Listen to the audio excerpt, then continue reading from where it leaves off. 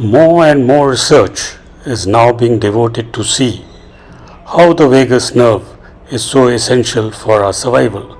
In fact, how yogic practices are helping to increase our vagal tone are now being defined.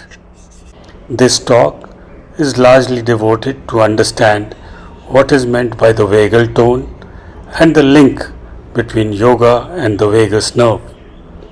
As you can see, they are the right and left vagus nerve starting from the undersurface of the brain and traveling down the neck, entering the thorax, traveling further down, piercing the diaphragm and supplying the abdominal organs. The vagus nerve is like a highway that relays important information between the brain and the body and influences our physical and mental well-being. It regulates the heart rate, respiration, digestion, and even one's immune response. So, let's explore the importance of the vagus nerve and how one can enhance one's overall health and happiness with the help of yogic techniques. By stimulating the vagus nerve through yoga, you can activate a relaxation response, reducing stress, promoting inner peace. There are many involuntary body activities for which we have no direct control. Activities such as the heart rate, blood pressure, respiration, body temperature, digestion, metabolism, fluid balance are all being controlled automatically by what is known as the autonomic nervous system. They are all occurring without our conscious effort, and all these activities are kept within a constant range by two opposing forces within the autonomic nervous system. These two opposing forces are known as the sympathetic nervous system and the parasympathetic nervous systems, and they secrete different neurotransmitters at their nerve endings with opposing actions. Incidentally, the vagus nerve is a very important component of the parasympathetic nervous system.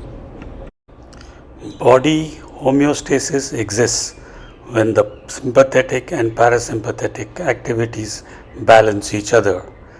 Imagine the waters of a rough sea, that is sympathetic activity, and compare it with the calm waters of the quiet sea by a balancing parasympathetic activity. A calm sea is seen when a balance occurs. If, say, the heart rate increases due to the sympathetic activity, the heart rate is slowed down by the parasympathetic activity. Homeostasis is disturbed when there is sympathetic hyperarousal or parasympathetic understimulation. Various disorders are known to be occurring because of this imbalance, and invariably parasympathetic or vagal stimulation seems to be the remedy. Thus, serious disorders such as PSVT and hypertension, mental health issues such as anxiety and stress, neurological disorders such as epilepsy, migraine, and memory loss, again, altered immune status, gut health issues such as gastroesophageal reflux disease and irritable bowel syndrome, and miscellaneous conditions such as tinnitus, diabetes, and Parkinsonism can all be helped by vagal nerve stimulation.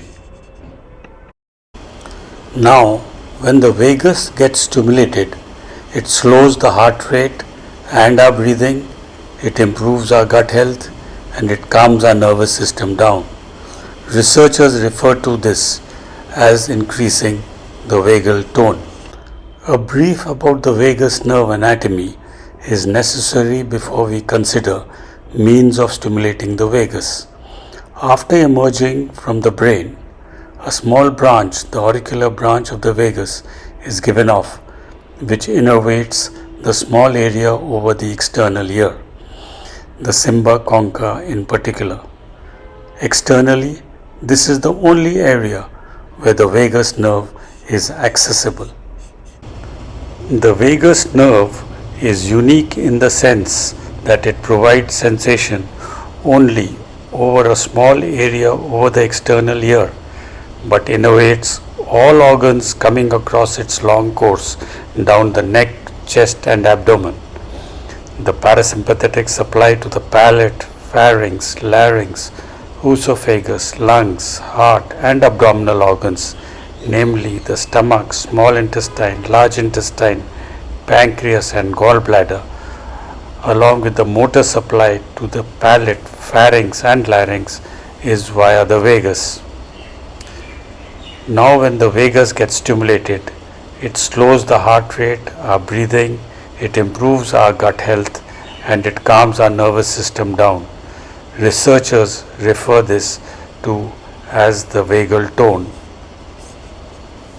It is also now well recognized that as the vagus nerve descends, it gives off branches at several key locations to form a network of nerves called plexuses in front of the spine, which we now recognize as chakras. The first of which is the pharyngeal and laryngeal plexus in the neck, which is known as the Vishuddhi chakra, followed by the cardiac plexus in the chest, the Anahat chakra, and in the abdomen as the celiac plexus, which is known as the Manipur chakra. The importance of the vagus nerve is now well defined. The vagus helps to regulate the parasympathetic nervous system, impacting the heart rate, digestion and inflammation. It plays a crucial role in the mind-body connection, influencing mood, stress response and overall well-being. And lastly, through its extensive network, the vagus nerve communicates between the brain and the major organs, promoting balance and homeostasis. Vagal tone represents the activity of the vagus nerve or the parasympathetic nervous system. People with a high vagal tone can relax faster after a stress. So, is our vagus nerve optimally stimulated and toned up? Can we quantify it? Yes, it is now possible to quantify a vagal tone by calculating our heart rate variability.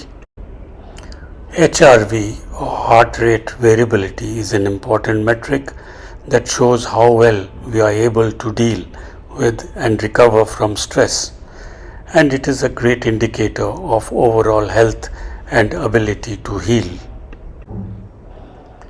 The difference in heart rate during inhalation and exhalation is known as the heart rate variability. During inhalation, the sympathetic nerves are stimulated, and during exhalation, the parasympathetic nerves are stimulated.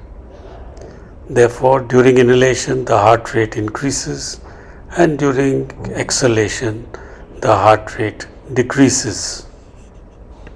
So, what is heart rate variability or HRV? It can be calculated from a simple ECG tracing. The figure shows two ECG tracings. In the top one, no heart rate variability in the ECG is seen during the respiratory cycle. Reduced or no HRV indicates sympathetic overactivity, amounting to a flight or fight response. This pattern occurs in about every illness in man, woman and child. A low HRV is a predictor of both physical and emotional disease.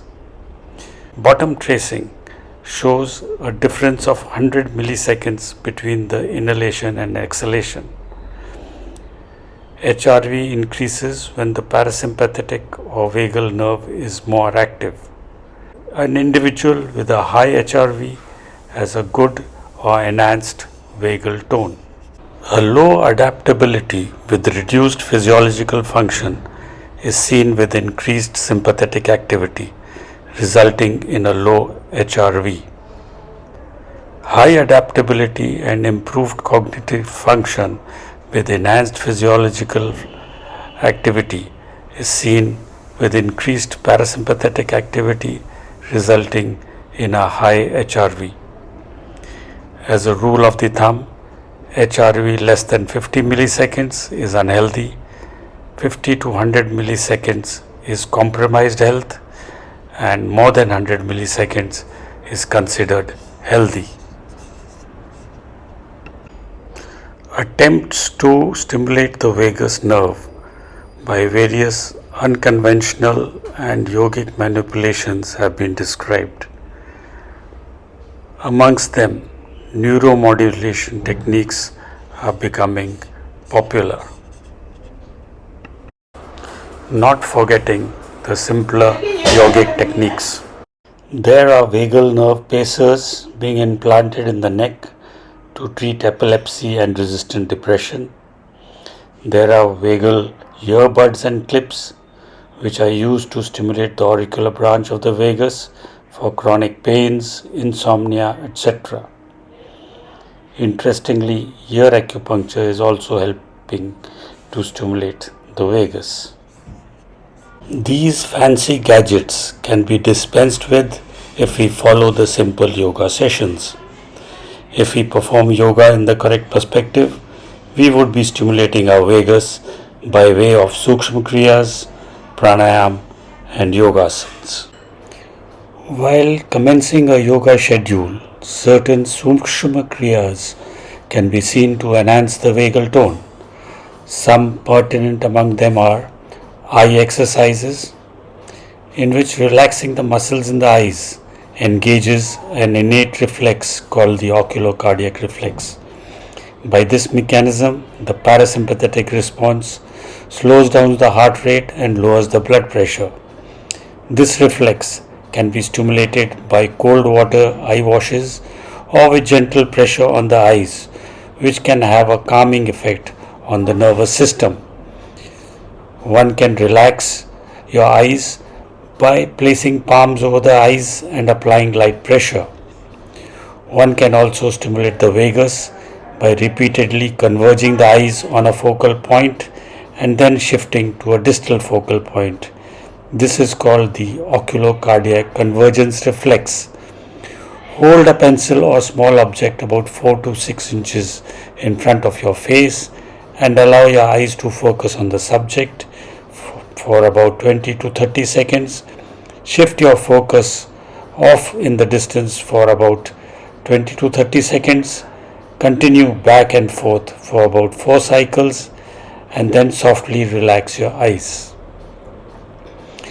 Neck exercises, which are lateral bending right and left, stimulate the vagus, which lies behind the sternocleidomastoid muscle and in front of the scalene muscle. Gentle stretching of these muscles in the neck aim to produce a relaxation response through the engagement of the vagus nerve. The external ear is the only place on the body where the vagus nerve sends its only peripheral branch, the auricular branch of the vagus. Gentle massaging with the fingers in front and behind the pinna help to stimulate the vagus. As already pointed out, the vagus nerve is responsible for the formation of the Vishuddhi, Anahat and Manipur chakras. Stimulation of these chakras by the various yogasanas undoubtedly benefit us by connecting our body and mind with the help of the vagus nerve. Some examples of the asanas are quoted. The Vishuddhi chakra is stimulated by the Sarvang and Setubandha asanas, the Anahat chakra by the Ushtra asana and the Gomukha asanas, and the Manipur chakra by the Dhanurasana and Pavan Mukta asana. Pranayam is the breath control in yoga. It involves conscious controlled breathing exercises that regulate the flow of prana or life force. Pranayama procedures are connected with our breathing techniques and have a remarkable effect in increasing the vagal tone. Of the pranayama techniques, the important ones are depicted. Diaphragmatic breathing or yogic breathing is done correctly when during inhalation the belly moves outwards and during exhalation it moves inwards. This breathing improves lung function, cognitive function, lowers cholesterol levels and lowers the blood pressure by stimulating the vagal nerve endings in the lungs. Ujjayi pranayam is a form of deep breathing with inhalation and exhalation being attempted via a partially closed glottic opening.